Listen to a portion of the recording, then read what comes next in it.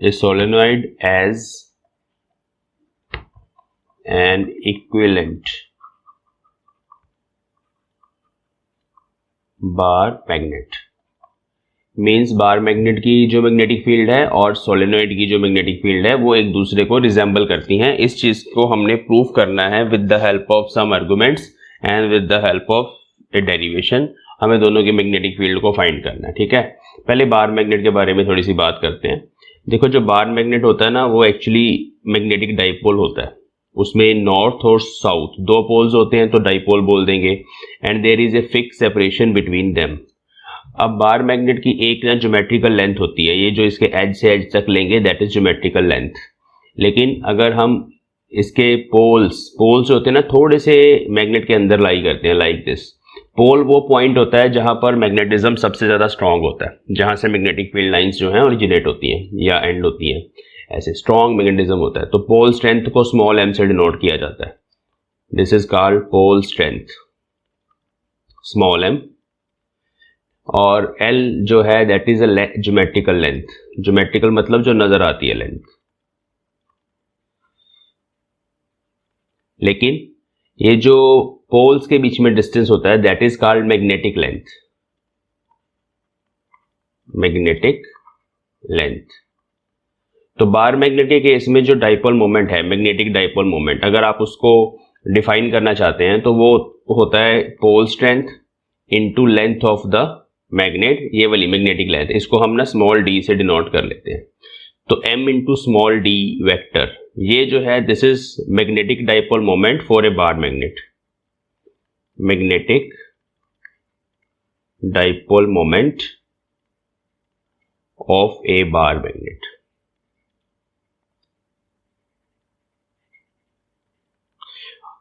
Okay, इसकी जो direction होती है वो किधर होती है? जैसे आपको इलेक्ट्रिक डाइपोल याद होगा कि इलेक्ट्रिक डाइपोल में एक नेगेटिव और एक पॉजिटिव चार्ज होता है, और उसकी जो डाइपोल मोमेंट होती है p वेक्टर, उसकी डायरेक्शन नेगेटिव से पॉजिटिव चार्ज इस तरफ लाई करती है ना, नेगेटिव टू पॉजिटिव।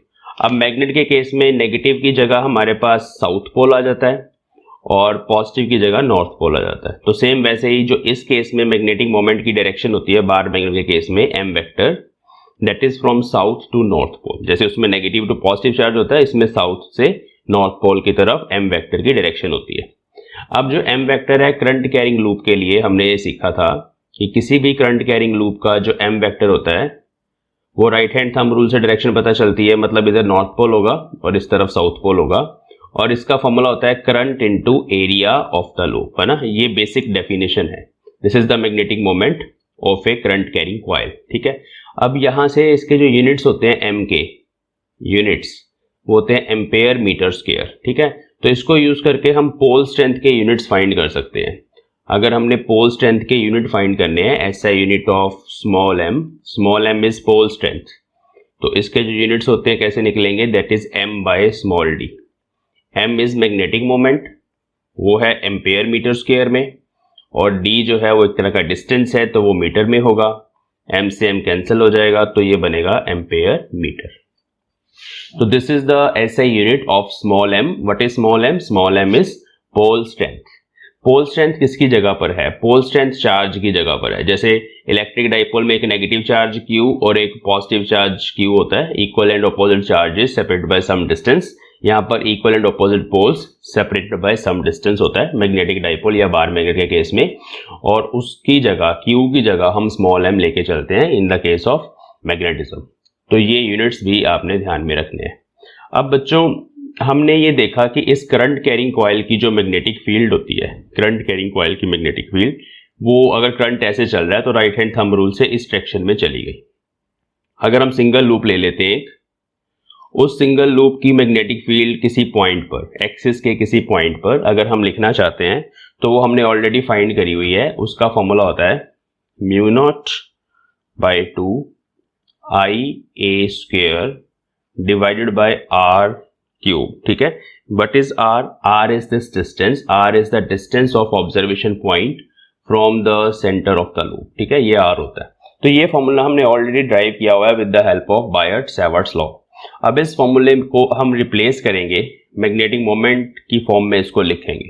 तो मैग्नेटिक मोमेंट की फॉर्म में अगर हम इसको लिखना चाहते हैं, I यहाँ पे करंट है और a इस लूप की रेडियस है। ठीक है, तो यहाँ पर हम एरिया बनाना चाहते हैं ऊपर, क्योंकि current into area magnetic moment बन जाएगा। यहाँ एरिया बनाने के लिए, लूप का एरिया बनाने के लिए पाई से मल्टीप्लाई और पाई से डिवाइड करता हूं मैं, तो म्यू नॉट बाय 2 पाई ये फैक्टर आ गया मेरे पास, और यहाँ हमने कर दिया I into pi A square divided by are cube.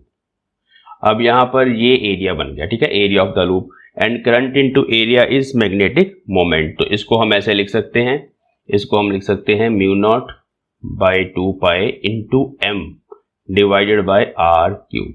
अब इसकी डायरेक्शन जो है मैग्नेटिक फील्ड की, अगर वेक्टर फॉर्म में लिखें तो इस पॉइंट पे डायरेक्शन इसी तरफ होती है, और मैग्नेटिक मोमेंट की डायरेक्शन भी राइट हैंड थंब रूल से पता चलती है। तो मैग्नेटिक मोमेंट मतलब जो एम वेक्टर है उसकी डायरेक्शन भी सेम है एक्सिस पे, एक्सियल लाइन पे। तो इस केस में जो डायरेक्शन सेम होने के कारण अगर मैं वेक्टर लगाऊंगा ऊपर तो पॉजिटिव साइन ही रहेगा, माइनस नहीं आएगा। यहाँ माइनस लगाने का मतलब है दोनों की डायरेक्शन ऑपोजिट है, बट यहाँ पे सेम है जैसे कि हमें पता है। तो इस केस में हमने इस मैग्नेटिक फील्ड को in terms of magnetic moment लिख दिया, एक्सप्रेस कर दिया। अब हम चलते हैं इलेक्ट्रिसिटी के चैप्टर पे। इलेक्ट्रिसिटी के चैप्टर में हमने देखा था कि हमारे पास अगर एक नेगेटिव चार्ज है और एक पॉजिटिव चार्ज है, उस केस में हमारे पास जो मैग्नेटिक मोमेंट होती है, जो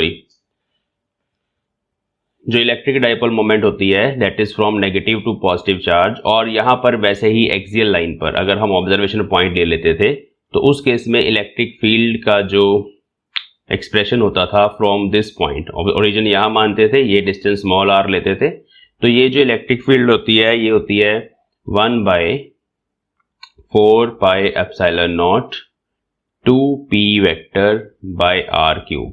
ठीक है, ये हमारे पास फॉर्मूला होता है। यहाँ हम 4 है, यहाँ पे 2 है, तो यहाँ 4 बना सकते हैं, ऊपर 2 आ जाएगा। तो यू कैन सी कि ये दोनों एक्सप्रेशन जो हैं एक दूसरे के साथ एक जैसे ही है ना। इसीलिए हमने डाइपोल मोमेंट की जगह जो फैक्टर हमारे पास आ रहा था एक्सप्रेशन में उसको मैग्नेटिक डाइपोल मोमेंट बोल दिया। तो ये दोनों में एनालॉजी है। ठीक है, इस चीज को ध्यान में रखना है कि जैसे जैसे ये एक्सप्रेशन चलेंगे वैसे वैसे सेम हमारे पास मैग्नेटिक डाइपोल के केस में भी सारा कुछ होगा। अब हम आगे चलते हैं, देखना है कि इससे बार मैग्नेट कैसे बन सकता है, या सोलेनॉइड पहले बनाते हैं। तो सोलेनॉइड क्या होता है, अगर हम एक आइडियल सोलेनॉइड की बात करें तो एक्चुअली उसमें इस तरह की, जैसे मैंने अभी एक टर्न बनाई थी, ऐसे करंट जा रहा था, इस तरह की बहुत सारी टर्न्स होती हैं जो ऐसे एडजेंसेंट एक दूसरे के साथ साथ पड़ी होती हैं। मैं इसको बना के दिखाता हूं। तो I can make a solenoid like this. ठीक है, ये सारी टर्न्स हैं, टर्न 1, टर्न 2, 3, 4, 5, और ऐसे ही करंट आ रहा है। लेटर सपोज हर किसी केस में, हर किसी टर्न में करंट ऐसे आ रहा है। अब अगर आप सिंगल टर्न फर्स्ट वाली ले लो, उसका नॉर्थ पोल इधर आ गया, सेकंड वाली का भी नॉर्थ पोल इधर आ गया, नेक्स्ट का भी नॉर्थ पोल इधर आ गया, साउथ ऑपोजिट डायरेक्शन में चला गया, यहाँ साउथ होगा। अगर मैं इधर एरो लगा रहा हूँ ना तो ऑब्वियसली इधर नॉर्थ है, इधर साउथ है, नेक्स्ट का भी इधर आ गया। तो सारी टर्न्स के नॉर्थ पोल जो हैं वो एक दूसरे के साथ अलाइन हो चुके हैं, तो वो सब अपनी मैग्नेटिक फील्ड को ऐड करते हैं। अब अगर एक सिंगल लूप का मैग्नेटिक फील्ड पैटर्न बनाए तो ऐसा बनता है, लाइक दिस, है ना, ऐसा। अब एक और आपने इसके सामने रख दी तो वो दोनों मैग्नेटिक फील्ड आपस में ऐड होनी है, क्योंकि डायरेक्शन सेम रखी करंट की हमने।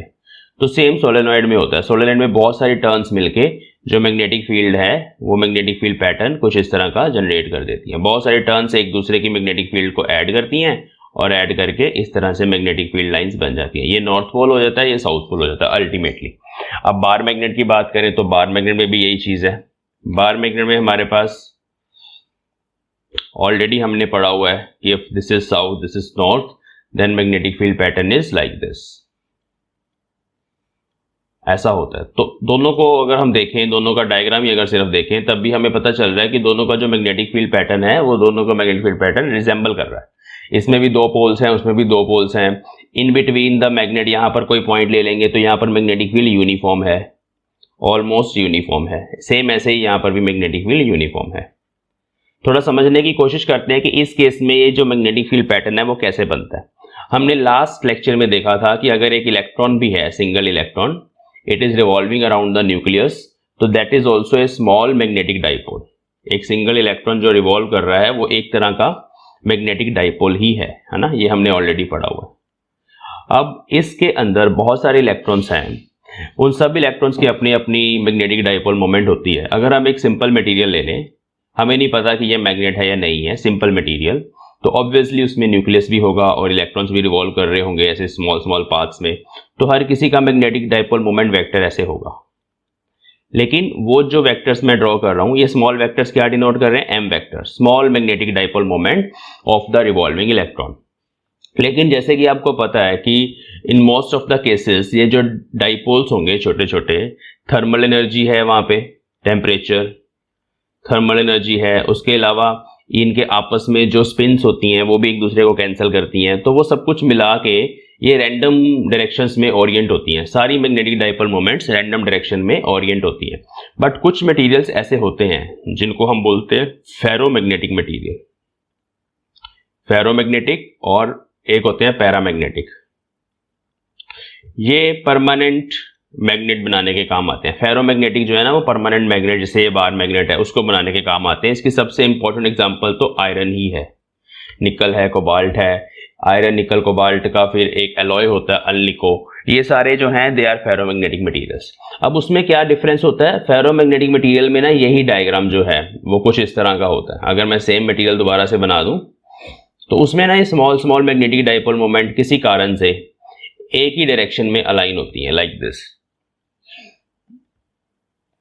ऐसे एक ही डायरेक्शन में सारी स्मॉल मैग्नेटिक मोमेंट्स जो किसकी वजह से हैं, इलेक्ट्रॉन्स की वजह से हैं, revolving electrons inside the material, वो सब की जो एम वेक्टर्स हैं they are aligned in a particular direction. कैसे अलाइन करते हैं उनको, हम कोई स्ट्रॉन्ग मैग्नेटिक फील्ड बाहर से लगा देते हैं थोड़ी देर के लिए किसी और मैग्नेट की हेल्प से, इलेक्ट्रोमैग्नेट की हेल्प से, और वो मैग्नेटिक फील्ड इनको अलाइन करती है। सेम वैसे ही जैसे पोलराइजेशन होती है इलेक्ट्रिक फील्ड के केस में, इसको मैग्नेटाइजेशन बोलते हैं। हमने एक नॉर्थ पोल यहां लगा दिया बड़ा सा इलेक्ट्रोमैग्नेट वाला, उसने सारे डाइपोल्स को अलाइन कर दिया, टॉर्क लगाया सब पे, सबको अलाइन कर दिया, तो उनको अलाइन करने से ये मैग्नेट बनता है। अब इसके कारण इस तरह का पैटर्न जनरेट होता है और ये पैटर्न सेम ऐसा ही है, ठीक है। तो ये तो हो गया थ्योरेटिकली कि भाई हमने कैसे इसको समझना है। इसमें जो रीजन है मैग्नेटिक फील्ड का, ये रिवॉल्विंग इलेक्ट्रॉन्स हैं। इसमें जो रीजन है वो हमारे पास करंट है, एक करंट कैरिंग लूप की मैग्नेटिक फील्ड दूसरी के साथ ऐड होती है, फिर तीसरी के साथ ऐड होती है, हर किसी टर्न की मैग्नेटिक फील्ड ऐड होती चली जाती है और हमारे पास इस तरह का पैटर्न बनता है, ठीक है। लेकिन अब हम इसको मैथमेटिकली प्रूव करेंगे। इसका जो मैग्नेटिक फील्ड का एक्सप्रेशन है एक्सियल लाइन पे वो इसके बराबर होता है, ये हमने प्रूव करना है। तो पहले देख लेते हैं कि बार मैग्नेट की मैग्नेटिक फील्ड क्या होगी ऑन द एक्सियल लाइन। बहुत आसान है, एक्चुअली ये एक डाइपोल ही है जैसे मैं बात कर रहा था अभी। तो डाइपोल की ये एक्सियल लाइन होती है, ये हमारे पास ऑब्जर्वेशन पॉइंट है, इसका डिस्टेंस हम यहां से लेंगे मिड पॉइंट से, जैसे हमेशा लेते हैं डाइपोल से, वो हम लेंगे।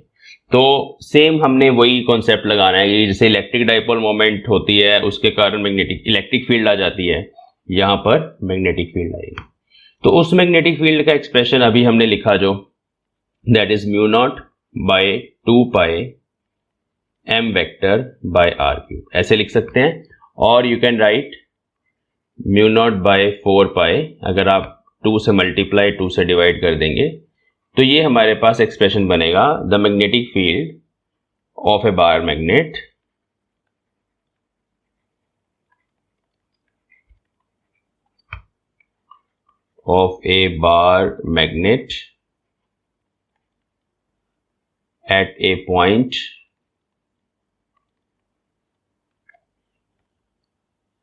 at a point on its axial line।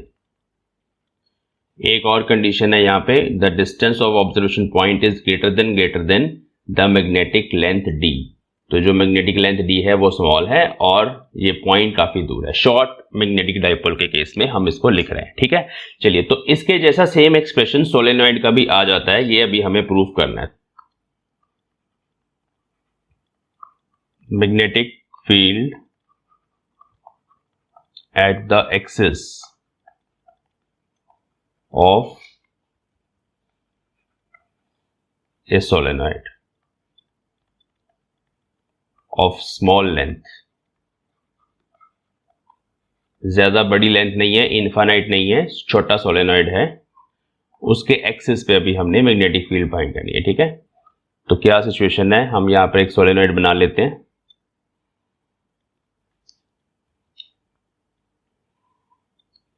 ये सिलेंड्रिकल सोलेनॉइड हमने बना दिया ऐसे, इस पे टर्न्स बनी हुई है like this, you can imagine यहाँ पे बहुत सारी टर्न्स हैं। और ये एक्सिस होगा, सेंटर से ये जो लाइन जा रही है दिस इज एक्सिस, और जो ऑब्जर्वेशन पॉइंट है वो यहां पर है P point outside the solenoid. ठीक है, अभी इनसाइड वाला केस हमने किया हुआ है, फाइनाइट के केस में वो म्यू नॉट एन आई होती है मैग्नेटिक फील्ड, अभी बाहर ले लिया पॉइंट। इसकी लेंथ बच्चों मान लेते हैं 2L, जैसे हमेशा हम डाइपोल की लेंथ 2L मानते हैं, सेम वैसे इसकी लेंथ भी 2L मान लेते हैं। और ये मिड पॉइंट हो गया, तो यहां पर एक साइड पे इतना L हो गया ये वाला, और ये भी L हो गया। ठीक है, अगर हम इसको ओरिजिन मानेंगे तो इस तरफ माइनस चलेगा, इस तरफ प्लस चलेगा। अब यहां पर इसकी जो रेडियस है सोलेनॉइड की उसको स्मॉल a मान लो, और इस सोलेनॉइड में बहुत सारी टर्न्स हैं, मैं 2-4 बना के दिखाता हूं आपको। तो इस तरह की बहुत सारी टर्न्स हैं, वायर्स हैं ऐसे ऊपर इसके वाइंड करी हुई है हमने लाइक दिस, तो बहुत सारी टर्न्स हैं। स्मॉल n जो है वो है number of turns per unit length, जैसे हमेशा लेते हैं। ठीक है, बाकी आपको नजर आ रहा है a radius,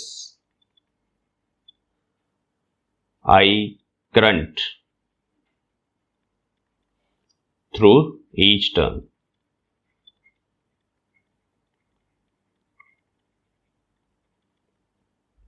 and 2L is length of solenoid. तो ये सारे पैरामीटर्स हैं। अब बच्चों कैसे करेंगे, हमने क्या करना है, इसकी ना स्मॉल एलिमेंट्री लेंथ कंसिडर करनी है सोलेनॉइड की, लाइक दिस। इस तरह से एक रिंग कंसिडर करेंगे यहाँ पे, जो एक सिंगल लूप जैसी होगी। इसकी स्मॉल लेंथ है dx, स्मॉल लेंथ dx। ठीक है, ये जो लेंथ है दिस इज dx, मैं इसको थोड़ा शेड कर देता हूं लाइक दिस। और इस करंट कैरिंग लूप की, ये लूप है अभी पूरा सोलेनॉइड है, लेकिन this is loop that I have considered. इस लूप की मैग्नेटिक फील्ड को हम इस पॉइंट पे लिखेंगे और फिर हम इसको इंटीग्रेट करेंगे। लेट अस सपोज ये जो डिस्टेंस है इस लूप का फ्रॉम ओरिजिन वो हमने x माना, this is x।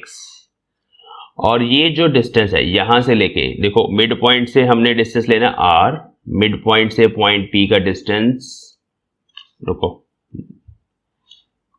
Colour change करने में, ये मिड पॉइंट है इसके सामने। ठीक है, यहां से हम पॉइंट P का डिस्टेंस r लेंगे, स्मॉल r, जैसे हमेशा हम डाइपोल के मिड पॉइंट से लेते हैं ऑब्जर्वेशन पॉइंट का डिस्टेंस। और ये अगर r है, ये x है, तो इसके सेंटर से, इसको o डैश बोल देते हैं, इसके सेंटर से जो डिस्टेंस होगा P पॉइंट का वो हमारे पास बनेगा r माइनस x, ये डिस्टेंस। ठीक है, अब इस पर्टिकुलर पॉइंट पर हमने इसकी मैग्नेटिक फील्ड जो हमने ऑलरेडी फाइंड की हुई है, सर्कुलर लूप की magnetic field at A point on its axis, वो हमने लिखनी है, वो ही एक्सप्रेशन यूज करना है। तो सिंगल लूप अगर हम ले, सिंगल लूप वो हमने ऑलरेडी एक्सप्रेशन फाइंड किया हुआ है, मैं उसको लिख रहा हूं यहां पे। अगर उसका डिस्टेंस स्मॉल r होता है तो वो मैग्नेटिक फील्ड जो हम लेते हैं, रेडियस a होती है लेट अस सपोज, तो वो मैग्नेटिक फील्ड का फॉर्मूला होता है हमारे पास यहाँ पे mu naught I a square by 2, नीचे r square plus a square की power 3/2, r square plus a square की पावर 3/2। अगर इसमें n नंबर ऑफ टर्न्स होती हैं तो हम इसको capital N is the total number of turns, उससे मल्टीप्लाई करते हैं। तो इस P पॉइंट पर ये मैग्नेटिक फील्ड इस तरफ होती है, टुवर्ड्स राइट साइड हो गया according to right hand thumb rule, और ये उसका एक्सप्रेशन है। सेम एक्सप्रेशन अभी हमने इसके लिए यूज करना है। ठीक है, देखो कैसे लिखा जाएगा, बहुत आसान है।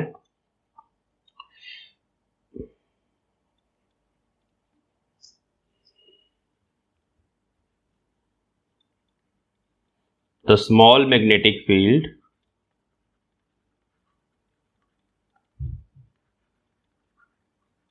dB वेक्टर, उसका हम मैग्नीट्यूड लिख रहे हैं at P due to small elementary length loop is, हाँ जी वो मैग्नेटिक फील्ड मैं यहां लिख रहा हूं। तो दिस इज dB वेक्टर का मैग्नीट्यूड। देखो इस एक्सप्रेशन को देखते रहो और ये पैरामीटर्स है, म्यू नॉट की जगह म्यू नॉट ही आएगा, करंट हमने I माना हुआ है सोलेनॉइड में से, रेडियस हमारे पास a स्क्वायर है, 2 का फैक्टर एज इट इज आएगा। आर ये डिस्टेंस है सेंटर से लेके ओ डैश से लेके पॉइंट का डिस्टेंस, उसकी जगह हमारे पास ओ डैश से लेके पॉइंट का डिस्टेंस है आर माइनस एक्स, तो यहां आ जाएगा आर माइनस एक्स का होल स्क्वायर प्लस ए स्क्वायर रेडियस का स्क्वायर है वो एज इट इज आएगा, पावर 3/2 वैसे ही आ जाएगी, और उसके साथ मल्टीप्लाई होना नंबर ऑफ टर्न्स ने। कितनी नंबर ऑफ टर्न्स हैं इसमें, that is small N times dx। ठीक है, वो हमें पता है क्योंकि small N is the number of turns per unit length और हमने लेंथ मानी है dx, दोनों को मल्टीप्लाई कर दो तो small n into dx is number of turns in this small elementary loop. Simple सी बात है। तो ये एक्सप्रेशन इक्वेशन नंबर 1 है। ठीक है, ओके। अब इस एक्सप्रेशन में हम एक अप्रोक्सीमेशन लगाने वाले हैं, वही कि इसकी जो लेंथ है that is very very small. तो इफ आर ये डिस्टेंस है, ठीक है, शॉर्ट ये डिस्टेंस बड़ा है काफी, और जो सोलेनॉइड है दैट इज शॉर्ट, मतलब जो मैग्नेटिक डाइपोल है उसकी लेंथ स्मॉल है, आर एल से काफी बड़ा है, नंबर 1। नंबर 2, अगर आर एल से बड़ा होगा तो बच्चों एक्स से भी बड़ा होगा, एक्स भी फिर छोटा ही होगा क्योंकि एक्स तो एल का ही पार्ट है, and R is greater than X. इस एक्सप्रेशन में अभी हमने देखना है, तो इसमें से हमने फिर x को निगलेक्ट कर देना है। इस एक्सप्रेशन में से x को निगलेक्ट करने के बाद what we will get, let us see. तो निगलेक्टिंग x फ्रॉम डिनोमिनेटर, तो db वेक्टर का मैग्नीट्यूड बन जाएगा, बहुत आसान है, देखो म्यू नॉट ऐसे ही आएगा, इस एक्सप्रेशन को देखते जाओ, आई ऐसे ही आएगा, ए स्क्वायर आएगा, एन डी एक्स सब ऐसे ही रहेगा, और डिनोमिनेटर में हमारे पास 2, यहां से x को निगलेक्ट करना हमने। ठीक है, तो x को निगलेक्ट करके हमारे पास बचा r का स्क्वायर।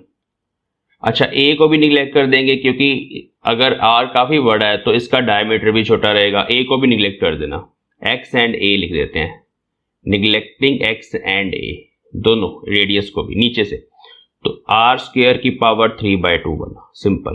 तो 2 से 2 कैंसिल, ये एक्सप्रेशन आ गया मेरे पास। ठीक है, अब जस्ट हमने इसको इंटीग्रेट करना है। This is the magnetic field at a very far away point from this solenoid. ठीक है, इसको इंटीग्रेट करना है। इसमें देखो सारे पैरामीटर्स कांस्टेंट रहेंगे, जब आप इसको इंटीग्रेट करोगे everything will be constant, just ये dx जो है उसको हमने इंटीग्रेट करना है। ठीक है, तो इंटीग्रेटिंग अबव एक्सप्रेशन, इसको इंटीग्रेट करते हैं, लेट अस सी। तो b वेक्टर का magnitude mu naught I a square n by 2r cube common integration of dx limits from -l to l, solve करके बन गया mu naught I a square n by 2r cube, और dx की integration dx की integration x हो जाएगी, limits put करेंगे, upper limit minus lower limit, तो 2l आ जाएगा। ठीक है, इसमें हमने क्या करना अभी, this is the magnetic field at point P,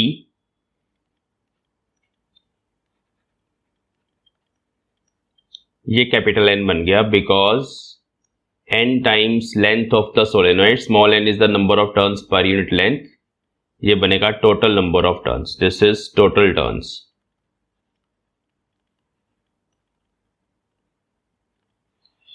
upon 2r cube.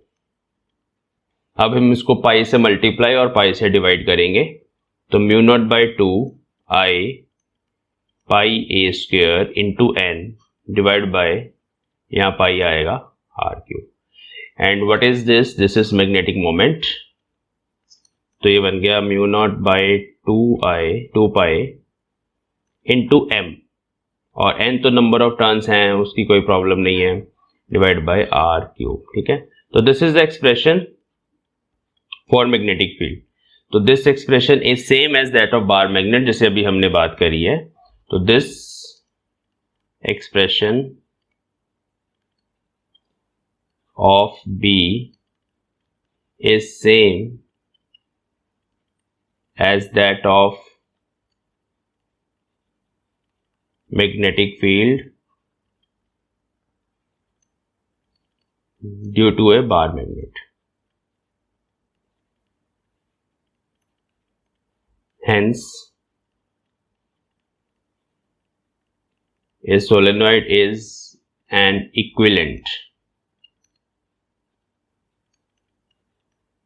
Bar magnet. तो सोलेनोइड जो होता है वो इक्विवेलेंटली बार मैग्नेट के बराबर होता है, या हम अगर वेक्टर फॉर्म में लिखें तो आप दोनों तरफ वेक्टर लगा सकते हैं।